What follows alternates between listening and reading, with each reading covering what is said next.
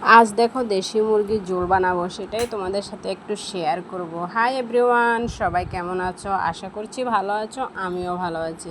এই দেখো এখানে আমি আদা রসুন নিয়েছি আর সনে একটু দেখো সব এলোমেলো করে দিয়েছে। যাই হোক, এখানে মাংস কাটা হচ্ছে, তারপর এখানে আমি দেখো আদা রসুন পেস্ট করে দিয়ে দিলাম, তারপর পেঁয়াজ কুচিটাও দিয়ে দিলাম, তারপর নুন হলুদ, তারপরে যে জিরার গুঁড়া, এগুলো সব আমাদের ঘরের, আর আমি কোনো অন্য মশলা ইউজ করব না।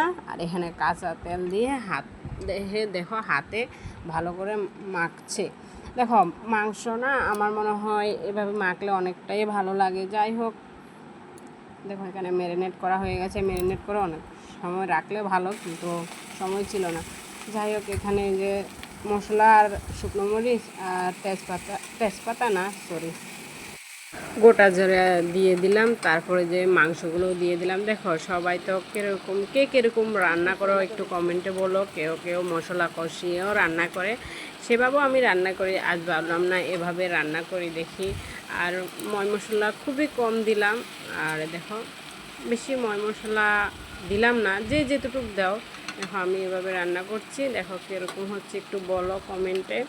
আর আমার ভিডিও কার কার ভালো লাগে অবশ্যই সেটাও কমেন্টে বলো। সবাই প্লিজ একটু পাশে থেকো।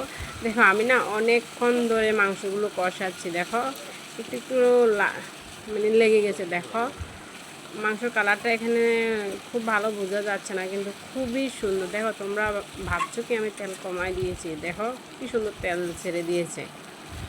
দেখো এখনও বাজি হয় নাই, মাত্র হচ্ছে। যাই হোক, দেখো এখানে আমি আলু অ্যাড করে দিলাম। আলুগুলো একটা আমার গন্ডগোল হয়ে গেল, আমি কষালাম না।